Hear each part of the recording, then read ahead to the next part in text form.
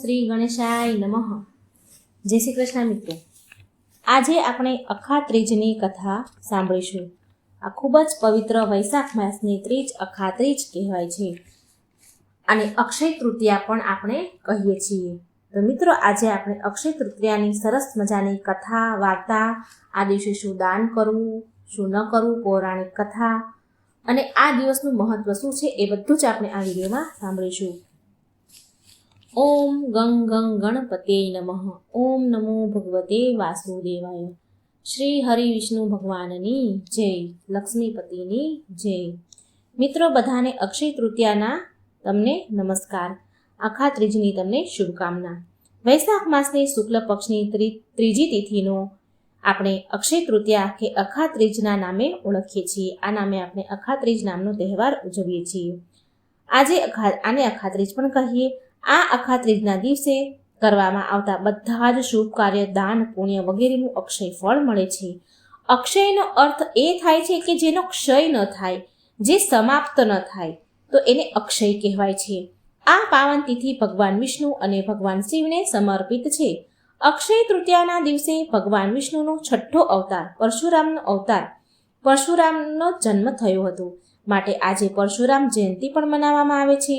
પૌરાણિક માન્યતાઓ અનુસાર રાજા ભગીરથ અક્ષય તૃતીયાની પાવન તિથિ પર ગંગાજીને ધરતી પર લાવ્યા હતા. આપણા ધર્મમાં ગંગા નદીનું વિશેષ મહત્વ છે.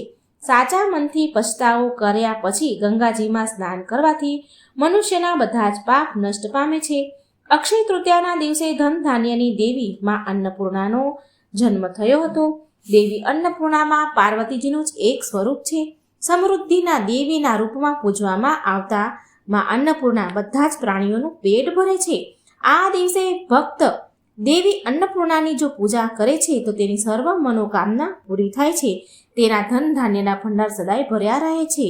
માન્યતા છે એ કે કુબેરજીએ શિવપુરમાં શિવજીની તપસ્યા કરીને અક્ષય તૃતીયાના દિવસે ભગવાન શિવને પ્રસન્ન કર્યા હતા અને શિવજીને કુબેર ભગવાનને વરદાન માંગવા કહ્યું હતું. ત્યારે કુબેરજીએ તેનું બધું જ ધન સંપત્તિ ફરી પાછા મેળવવાનું વર માંગ્યું હતું. પછી શિવજીએ કુબેરજીને મા લક્ષ્મીની પૂજા કરવાની સલાહ આપી. ત્યારે કુબેર ભગવાને મા લક્ષ્મીની આરાધના કરી. તેમની ભક્તિથી ખુશ થઈને મા લક્ષ્મીએ તેમની ઈચ્છા પૂરી કરી અને તેમને ધનના દેવતા બનાવ્યા. આ દિવસથી અક્ષય તૃતીયા એટલે કે અખા ત્રીજના દિવસથી લક્ષ્મી પૂજાની પ્રથા શરૂ થઈ. આ દિવસે લક્ષ્મી યંત્રની પૂજાનું વિશેષ મહત્વ છે.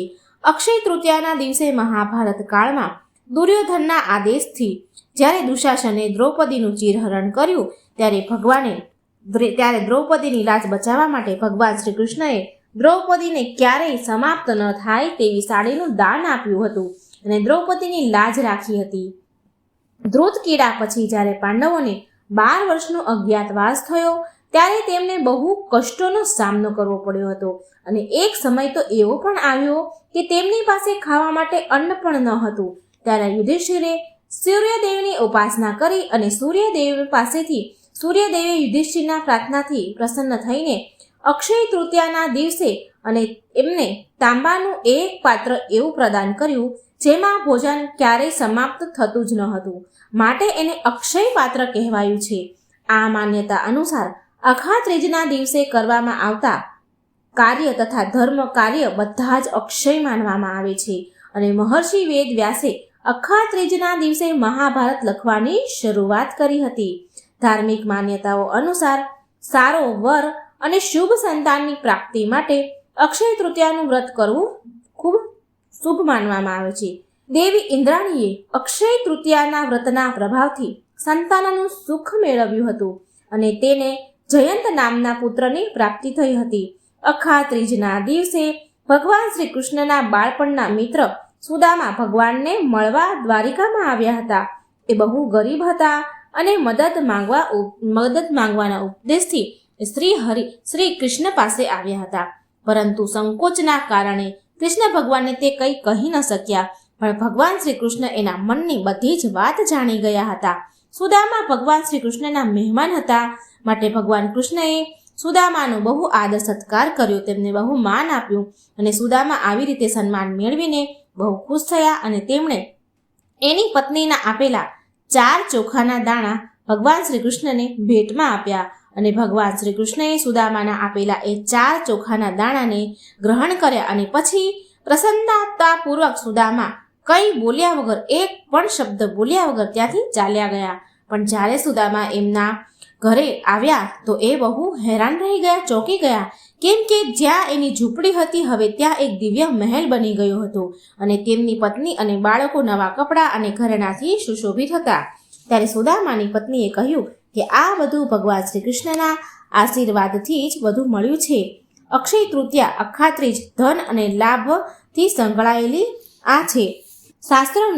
શાસ્ત્રોએ આ તિથિને સ્વયં સિદ્ધ મુહૂર્તમાં ગણતરી કરી છે. આ દિવસે કોઈ પણ પંચાયત કે ચોઘડિયાની પંચાંગ કે ચોઘડિયા જોવામાં આવતા નથી. આખો દિવસ શુભ કાર્યો માટે યોગ્ય ગણાય છે. નવી નવસ્થ આભૂષણ, ઘર, દુકાન, મકાન, ફ્લેટ, જમીન ખરીદવા માટે ખૂબ જ સુંદર અવસર છે. આ ખૂબ જ સુંદર દિવસ છે. આ દિવસે ઉદ્ઘાટન, ઘર પ્રવેશ, ગૃહ પ્રવેશ, વિવાહ જેવા કાર્ય શ્રેષ્ઠ મનાય છે.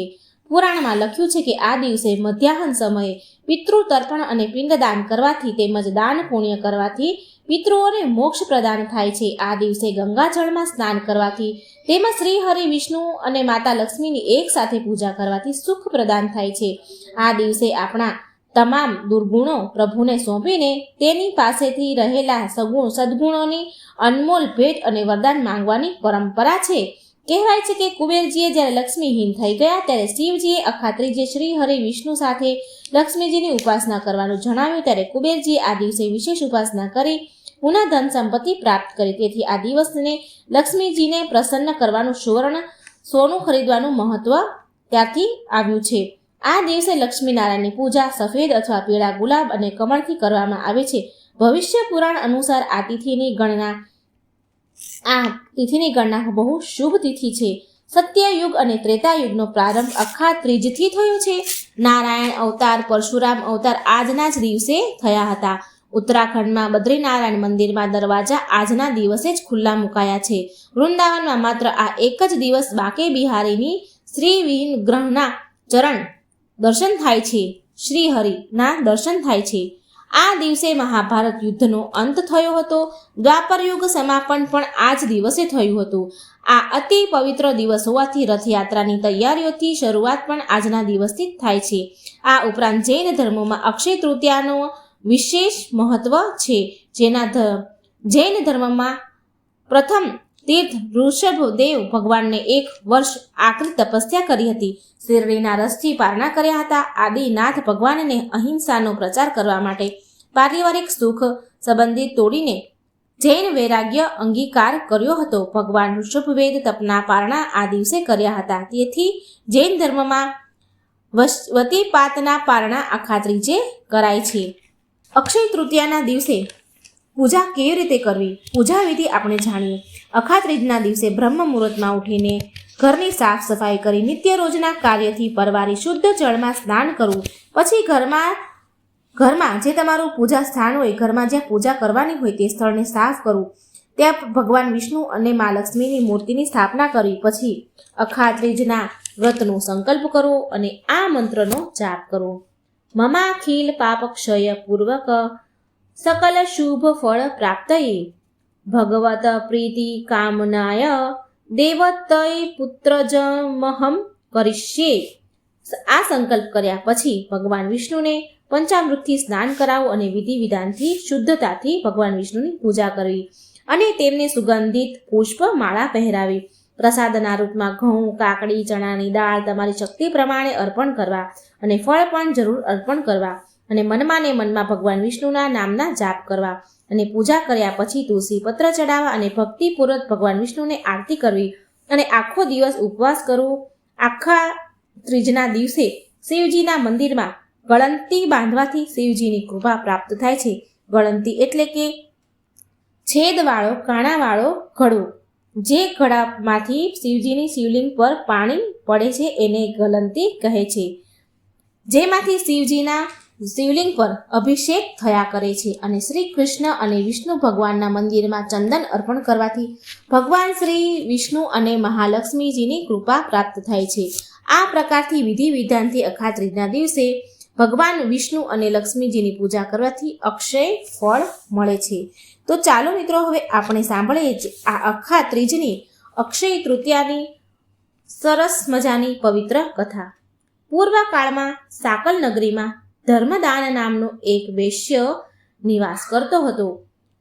તે સરળ દયાળુ સ્વભાવનો ધાર્મિક વ્યક્તિ હતો. તે બધા જ દેવી દેવતા અને બ્રાહ્મણો પ્રત્યે અપાર શ્રદ્ધા તેને બહુ હતી. તે બધા જ દેવી દેવતાની પૂજા કરી અને એની શક્તિ અનુસાર ગરીબો અને બ્રાહ્મણોને કામ આપતો અને દાન પણ આપતો. એક દિવસ ધર્મદાસે વૈશાખ માસનું મહાત્મ્ય સાંભળ્યું, જેનાથી તેને એવી ખબર પડી કે વૈશાખ માસમાં શુક્લ પક્ષની તિથિએ પર કરવામાં આવતું દાન, વૈશાખ માસમાં અખા ત્રીજના દિવસે કરવામાં આવતું દાન અક્ષય ફળ પ્રદાન કરનારું છે. ત્યાર પછી તેણે વૈશાખ માસ આવવા પર અક્ષય તૃતીયાના દિવસે ગંગાજીમાં સ્નાન કરીને વિધિપૂર્વક બધા જ દેવી દેવતાની પૂજા કરી અને તેની શક્તિ અનુસાર વસ્ત્ર, સોનું તથા દિવ્ય વસ્તુ બ્રાહ્મણને તથા જરૂરિયાતમંદોને દાન આપ્યું. એ દરેક વર્ષે આ ધાર્મિક કાર્ય કરતો. તેના પછી તેણે હરેક વર્ષે અક્ષય તૃતીયાના દિવસે ઘઉં, મીઠું, ખાંડ, ગોળ, નાળિયેર, લડ્ડુ, લાડવા, દહીં, ચણા, પાણીથી ભરેલા માટીના ઘડા વગેરે દાન કરવાનું શરૂ કર્યું અને શ્રદ્ધાભાવથી પૂજાપાઠ કરતો રહ્યો. ધર્મદાસની પત્ની એને કેટલી બધી વાર ટોકે, એને દાન ધર્મ કરવાથી રોકતી હતી, પરંતુ ધર્મદાસ અક્ષય તૃતીયાના દિવસે ચૂક્યા વગર દાન ધર્મ કરે. આવી રીતે સમય વીતવા લાગ્યો અને થોડા સમય પછી એ ધર્મદાસનું મૃત્યુ થઈ ગયું. મૃત્યુ પછી ધર્મદાસનો પછીનો જે જન્મ હોય, આગલો જન્મમાં તે કુશાવતીના નગરમાં રાજાના રૂપમાં એણે જન્મ લીધો. એ રાજા બન્યો. પૂર્વજન્મના કરેલા ધાર્મિક કાર્ય અને અખંડ અક્ષય દાન ધર્મના સ્વરૂપે તેને રાજ્યની પ્રાપ્તિ થઈ. એ રાજા એટલો બધો ધનવાન, એટલું બધું ધન એને પ્રાપ્ત હતું કે ત્રિદેવ પણ તેના દરબારમાં અક્ષય તૃતીયાના દિવસે, અખા ત્રીજના દિવસે બ્રાહ્મણનો વેશ ધારણ કરીને તેના મહાયજ્ઞમાં સામેલ થતા હતા, ઉપસ્થિત થતા. એની શ્રદ્ધા અને ભક્તિ એને ક્યારેય તેને એનો ઘમંડ હતો જ નહીં. એને એટલું ધન હતું, એટલી ભક્તિ, ભગવાન પ્રત્યે શ્રદ્ધા હતી, છતાં પણ એને જરા પણ ઘમંડ હતો નહીં કે પછી ક્યારેય કે ધર્મના માર્ગથી એણે મોઢું નહોતું ફેરવ્યું. ધર્મનો માર્ગ એણે ક્યારેય છોડ્યો નહોતો. તો આ હતી અક્ષય તૃતીયાની પૌરાણિક કથા. અને બીજી પૌરાણિક કથા અનુસાર આપણે બીજી એક ભગવાનની પૌરાણિક કથા સાંભળીશું. આ પ્રાચીન સમયની વાત છે, જ્યારે આ પૃથ્વી અનેક મહાન રાજાઓ અને તેજસ્વી ઋષિ મુનિઓથી સુસર્જિત હતી. ચારેય બાજુ ધર્મ અને શુભતાનો વાસ હતો, પણ છતાંય કર્મનું ચક્ર બધા માટે સમાન ક્યાં ફરે છે? તો બસ આવા સમયમાં એક બ્રાહ્મણ પરિવાર રહેતો હતો. જો કે તે અત્યંત નિર્ધન હોવાથી આ પરિવારમાં માત્ર બ્રાહ્મણ અને તેની પત્ની રહેતા હતા. એની પાસે ન તો કોઈ ધન સંપત્તિ હતી કે ના તો તેમની પાસે કોઈ પુત્ર હતું. આ દંપતી સંતાનહીન હતા. પણ આ બ્રાહ્મણના જીવનમાં એક સુખ હતું. એ સુખ હતું એની પત્ની. એ બ્રાહ્મણની પત્ની અતિ વિનમ્ર, સુંદર અને પતિવ્રતા સ્ત્રી હતી. બ્રાહ્મણ ભિક્ષા માંગીને જે પણ લાવે એમાં તે સંતોષ રાખતી હતી અને તેના પતિની સેવા કરતી હતી. બ્રાહ્મણ અનેક પ્રયાસો કરે છતાં પણ તેના જીવન નિર્વાહ થાય એટલું પૂરતું ધન ભેગું કરી શકતો નહીં. આ અવસ્થામાં પણ એ બંને પતિ પત્ની પરમ ભગવાન પ્રત્યે સમર્પિત હતા. એક દિવસ બ્રાહ્મણની પત્નીએ બ્રાહ્મણને કહે છે કે હે સ્વામી, તમે આટલી બધી મહેનત કરો છો, કોશિશ કરો છો, છતાંય પણ આપણા જીવન નિર્વાહ હેતુ પૂરતું ધન ભેગું થતું નથી. આપણા ભાગ્યમાં સંતાન સુખ પણ નથી. લાગે છે કે આપણાથી કોઈ અપરાધ થઈ ગયું છે કે પછી પૂર્વજન્મનું કોઈ ફળ આ જન્મમાં ભોગવવું પડી રહ્યું છે. સ્વામી, હે સ્વામી, મેં એવું સાંભળ્યું છે કે આ સમયે મહાન ઋષિ મુનિ વશિષ્ઠ આપણા નગરમાં પધાર્યા છે. કૃપા કરી તમે એની પાસે જાઓ અને આપણી આવી દશાનું કારણ અને એનું સમાધાન પૂછો. એ જરૂર કોઈ આપણને મદદ કરશે. તેની પત્નીની વાત સાંભળી બ્રાહ્મણ તો ખુશ થયો અને આ સુઝાવ તેને ગમ્યો.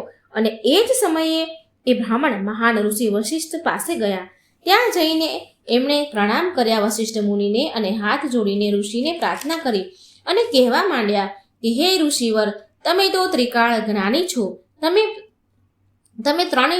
કાળનું જ્ઞાન જાણનારા છો. તમે જીવનના પ્રત્યેક વ્યક્તિના ભૂત, ભવિષ્ય અને વર્તમાનથી પરિચિત છો. હે પ્રભુ, તમે મારી આ અવસ્થાનું, આ દશાનું કારણ કહો. કયા કારણથી મારી નિર્ધનતા અને નિસંતાનપણું મને પ્રાપ્ત થયું છે અને કયા ઉપાયથી મને આમાંથી મુક્તિ મળશે? કયા કારણથી, કયા ઉપાયથી આમાંથી મુક્ત હું થઈ શકું?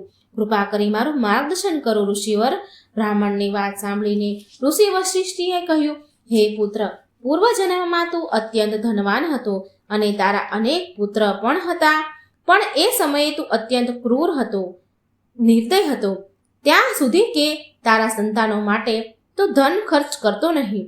તારી ધન અને સંપત્તિના પ્રત્યે તારી લાલચ, આસક્તિ તને તારા સંતાન પ્રત્યે ગેરજવાબદારી, લાપરવાહીના કારણે તને આ જન્મમાં નિર્ધનતા અને સંતાનહીન થવાનો અભિશાપ મળ્યો છે. એ સમયે કોઈ કારણવશ તે વૈશાખ માસના અંતિમ 5 દિવસ તે વ્રતનું પાલન કર્યું હતું, માટે તને બ્રાહ્મણનું શરીર અને સારી પત્ની મળી છે. જો તું આ જન્મમાં પણ વૈશાખ માસમાં 7 દિવસ ભગવાન શ્રી કૃષ્ણની ભક્તિનું પાલન કરીશ તો આ અભિશાપથી જરૂર તને મુક્તિ મળશે. અને વૈશાખ માસના શુક્લ પક્ષમાં અક્ષય તૃતીયા અખાત્રીજના દિવસે પરમ ભગવાન શ્રી કૃષ્ણની પૂજા અર્ચના કર. બ્રાહ્મણે વશિષ્ઠ મુનિના વાતનું પાલન કર્યું, પૂરી રીતે અક્ષર પાલન કર્યું અને ફળ સ્વરૂપે બ્રાહ્મણ, તેની પત્ની બંને સુખી થયા. બંને નિર્ધન અને સંતાનહીનની અવસ્થાથી મુક્ત થયા. તે ધનવાન બન્યા અને એને પુત્ર પ્રાપ્ત થઈ. આ કથાનું મહાત્મય સંભળાવતા કહેવામાં આવ્યું છે કે જો આપણે આ પ્રકારથી પૌરાણિક કથાને સાંભળીએ, માનીએ છીએ કે આપણે પોતાની પરમ ભગવાન ગુરુ અને વિષ્ણુની સેવામાં સંલગ્ન થઈએ છીએ.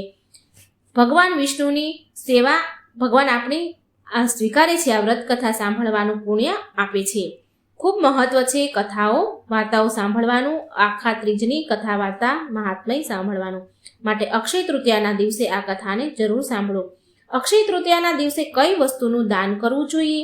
તો મિત્રો, હું તમને જણાવી દઉં, જેનાથી જીવનની બધી જ સમસ્યા દૂર થઈ જાય છે, ધન ધાન્યની વૃદ્ધિ થાય છે અને જીવનમાં શુભ મંગળતા પ્રાપ્ત થાય છે.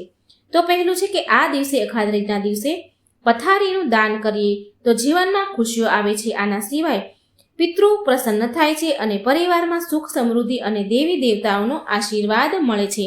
બીજા નંબરમાં છે આ દિવસે જો વસ્ત્ર દાન કરીએ તો જે પણ લોકોને જરૂરિયાતમંદ હોય તેને વસ્ત્રનું દાન કરીએ તો અક્ષય તૃતીયાના દિવસે તમારા આ કાર્યથી તમારા જીવનમાં રોગ અને બીમારી દૂર થાય છે. પથારીનું દાન કરવાથી કર્જથી પણ મુક્તિ મળે છે, માટે પથારીનું દાન કરવાનું આ દિવસે શુભ મનાય છે. ત્રીજું છે કે આ દિવસે, અખાત્રીજના દિવસે ચંદન પણ દાન કરી શકાય છે. જો તમે પોતાને દુર્ઘટનાથી બચાવવા માંગો છો તો ચંદનનું દાન અક્ષય તૃતીયાના દિવસે કરવું જોઈએ. ચંદનનું દાન કરવાથી જીવનમાં કઠિન પરિસ્થિતિ પેદા નથી થતી, બગડેલા કાર્ય પણ સુધરી જાય છે અને કોઈ પણ કામમાં રૂકાવટ નથી આવતી. ચોથા નંબરમાં છે કે આ દિવસે કંકુનું દાન કરવું જોઈએ. ખૂબ શુભ મનાય છે. કંકુને પ્રેમ, શિંગાર અને વિશ્વાસનું પ્રતીક માનવામાં આવ્યું છે. અખાત્રીજના દિવસે કંકુનું દાન કરવાથી પરિવારમાં સુખ, સમૃદ્ધિ આવે છે, પૈસાથી થતી પરેશાનીઓ દૂર થાય છે, લગ્ન જીવનમાં આવતી મુશ્કેલીઓ પણ દૂર થાય છે. અક્ષય તૃતીયાના દિવસે 5 નંબરમાં, અક્ષય તૃતીયાના દિવસે જો જળનું દાન કરીએ તો પણ બહુ પુણ્ય મળે છે, કેમ કે આ ઉનાળાનો સમય હોય છે, ગરમીનો સમય હોય છે, માટે જળનું દાન ખૂબ જ શુભ મનાય છે. જો પરિવારમાં સમસ્યા હોય, કોઈ તકલીફો હોય તો એના માટે જળદાન ખૂબ શુભ મનાય છે. આ સિવાય આ દિવસે આપણા ગુરુને કોઈ પણ પ્રસિદ્ધ વસ્તુ દાન કરવી જોઈએ અથવા દક્ષિણા આપી શકાય છે. જે શક્તિ હોય એ પ્રમાણે દક્ષિણા દાન આપી શકાય છે. કહેવાય છે કે આ દિવસે જે પણ દાન કરો એનું કેટલાય ગણું બમણું આપણને પાછું મળે છે. અને આ દિવસે મિત્રો, આ શું દાન કરવું એ તમને મેં જણાવ્યું. અને હવે આ દિવસે આપણે શું ન ખરીદવું જોઈએ, શું ખરીદવું જોઈએ એ આપણે સાંભળીશું. શું ખરીદી કરવી અખાત્રીજના દિવસે? તો ધાર્મિક માન્યતા અનુસાર સોના, ચાંદી ખરીદવું શુભ માનવામાં આવે છે. કહેવાય છે કે આ દિવસે સોનું ખરીદવાથી ધન લાભ થાય છે, સુખ સમૃદ્ધિ આવે છે. આના સિવાય એ પણ માન્યતા છે કે અક્ષય તૃતીયાના દિવસે સોનું ખરીદવાથી ઘરમાં ધનની કમી ક્યારેય નથી થતી અને વૈભવમાં વૃદ્ધિ થાય છે. પણ આ સમયમાં સોનું, ચાંદી બહુ મોંઘા છે, જે હર કોઈ વ્યક્તિ ખરીદી નથી શકતા અથવા ખરીદવા ન માંગતા હોય.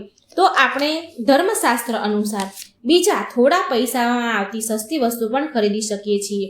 આ વસ્તુ પણ માં લક્ષ્મીને સોના સમાન પ્રિય છે, વાલી છે. તો આપણે અખા ત્રીજના દિવસે કોડી પણ ખરીદી શકીએ છીએ. કોડી ખરીદીને માં લક્ષ્મીના ચરણોમાં અર્પણ કરવી અને પછી માં લક્ષ્મીની પૂજા કરવી. પછી બીજા દિવસે કોડીને લાલ કપડામાં લપેટીને તિજોરીમાં જ્યાં ધન મૂકતા હોય ત્યાં મૂકી દેવી, જેથી ધનમાં વૃદ્ધિ થાય છે. બીજા નંબરમાં છે અખા ત્રીજના દિવસે જવ પણ ખરીદી શકાય છે. શાસ્ત્રની માન્યતા અનુસાર જવ ખરીદવું એ પણ સોનું ખરીદ્યા સમાન છે, શુભ છે. આ દિવસે ખરીદેલા જવને ભગવાન વિષ્ણુના ચરણોમાં અર્પણ કરવા અને પછી તે જવને લાલ કપડામાં બાંધીને તિજોરીમાં મૂકવા. આમ કરવાથી ધનમાં વૃદ્ધિ થશે. અખા ત્રીજના દિવસે શ્રી યંત્ર પણ ખરીદી શકાય છે. માન્યતા છે કે શ્રી યંત્ર લાવવા માટે અખા ત્રીજનો દિવસ સૌથી વધારે શુભ ગણાય છે. આ દિવસે શ્રી યંત્રની વિધિ વિધાનથી સ્થાપના કરવી. અખા ત્રીજના દિવસે દક્ષિણાર્થી શંખ પણ ખરીદી શકાય છે. કહેવાય છે કે દક્ષિણવર્તી શંખ માં લક્ષ્મીને ખૂબ જ પ્રિય છે. આનાથી ઘરમાં સુખ સમૃદ્ધિનો વાસ થાય છે. આના સિવાય અક્ષય તૃતીયાના દિવસે ઘડો પણ ખરીદી શકાય છે. પાણીનું ભરવાનું માટલું. આ દિવસે માટીનું માટલું, ઘડો ઘરમાં ભરીને મૂકવું બહુ શુભ ગણાય છે. અને માટીના ઘડાને, માટીનું જે માટલું હોય તેમાં શરબતથી ભરીને દાન કરવાનું પણ બહુ શુભ ગણાય છે. પણ આ દિવસે ભૂલથી એલ્યુમિનિયમ, સ્ટીલ કે પ્લાસ્ટિકના વાસણ કે સામાન ખરીદવો ન જોઈએ. તો મિત્રો, આ હતી અક્ષય તૃતીયાની પૌરાણિક કથા. શું ખરીદવું, શું ન ખરીદવું, દાનનું મહત્વ, બધું જ તમને મિત્રો આ વિડીયોમાં મેં સંભળાવ્યું છે. જો વિડીયો સારો લાગે તો લાઈક કરજો, શેર કરજો અને ચેનલને સબસ્ક્રાઈબ જરૂર કરી દેજો અને વિડીયોને શેર જરૂર કરજો. જય શ્રી કૃષ્ણ. રાધે રાધે. Thank you.